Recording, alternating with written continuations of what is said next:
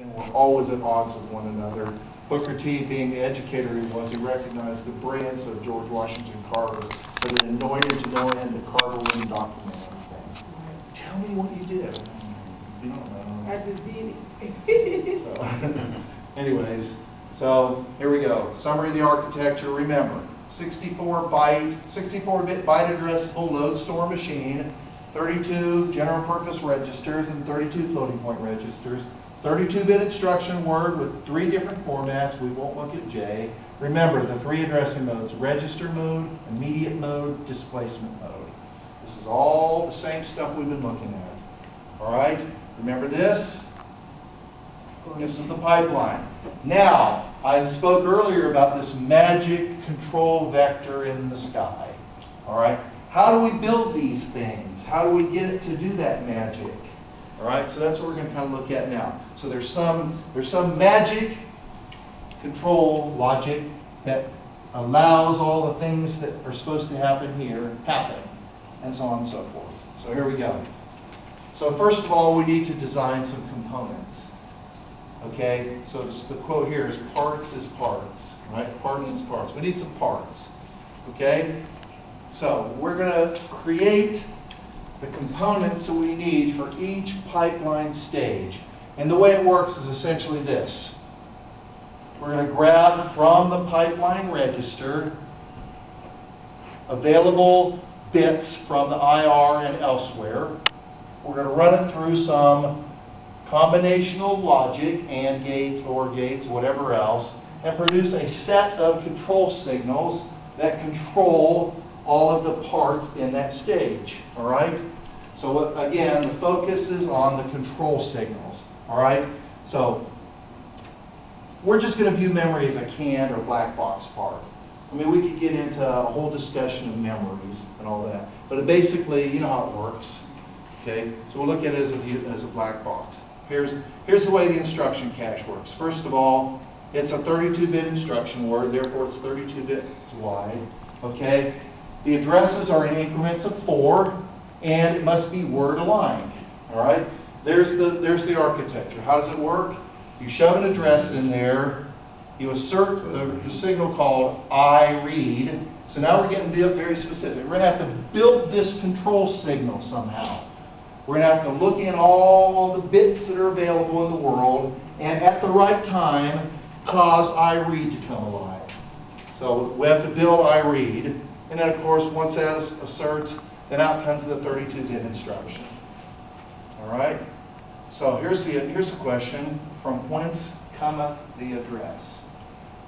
Where does that address come from? The PC. It goes in on A, iCache. The program yes. It comes from the PC in the fetch stage. All right? Good. Here's a question. Where goeth the instruction? To the instruction cache. This is old English in the Bible. Well, yes, but can you be more specific? The IR cache. Can you be more specific? How about it goes to fd.ir. More specifically, fd.ir gets iCache of PC. Right? So there we go. All right, so there's the instruction cache. How about the data cache? All right, so again, we're only going to look at the 64-bit cache. Strictly speaking, smaller sizes. It's a byte addressable machine, although we don't touch that in this class. Conceptually, they're the same. Okay? So first of all, we bring in, what's it called? The address. Effective address. Okay. Then, we need a control signal. We D-read. The control signal is called D-read because we're reading the data cache. So we're going to have to somehow concoct D-read at the right time. All right? Then out comes this 64-bit data. Well, standard set of questions. Where does the effective address come from? From the base and from the base R2 and the immediate. From the base address and the immediate. So the reason I used the Old English is this is improper English. Because it ends with a preposition. Where does the address come from? But from should never be on the end. From should never be on the end of the So sentence. you're the one that's, Bubba goes up to MIT, and he's out on campus, and he walks up, he says, "Do you know where the library's at? You know where the library's at?" And this guy at MIT, he gets all snotty. He goes, "Well," he goes, "at MIT, we don't end sentences with prepositions." And the guy goes, "Do you know where the library's at?" Jerk. "Do you know where the library's at? Jerk." So anyway, so where does the effective address come from? And you mentioned it. The immediate- Indeed. Oh, whoa. Let's start at the very bottom. First, in the fetch state, FD of IR gets iCache of PC, and then DX of M gets X of FDIR of M. And then, in the execute stage, XM of Y gets DX of A plus M, and DX of A goes, It's R of FD dot R. DX of A gets R of FDIR of RS. Right? Boom. Then finally, EA gets XM of Y. So it's this whole chain. So you just name the whole chain that goes. The whole chain to get, how do I get the EA? Dr. Morris, Yes. I guess I'm asking you the same question again. When you see that EXT, that means it's going to be It extended. is, that's the operator that extends it. So that means, yes, it's going to be It extended? is extended. Okay, that's what I mean. This causes extension to occur. Okay, then, thank you. So in the D stage, in the decode stage, DX of M gets extend of this, and DX of A gets this. Okay. All right. Then in the execute stage, XM of Y gets DX of A. What's this thing called right here? The effective address? That's the effective address, and it goes into this thing called Y. And then finally that thing goes There. here. All right. Where does the data go?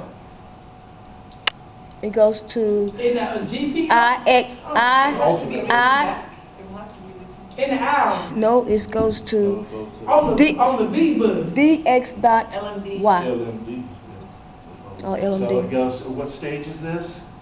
It goes where? Was that To the what- LMD. W. Dot LMD. There we go. So, MW.LMD, and as someone pointed out, eventually, R of MW.IR of RT, back to the register. All right? So here we go. How about writing the data cache? Well, once again, effective address. What else do we need? Need some data, don't we? Mm-hmm. All right, now 2 questions.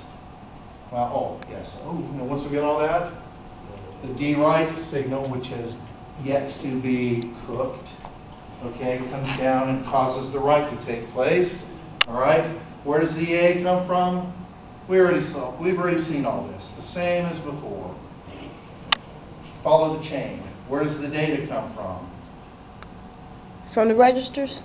Well, yeah, yes, but give me the whole chain. Okay. It's hard to It's do in having- your head. Here you go.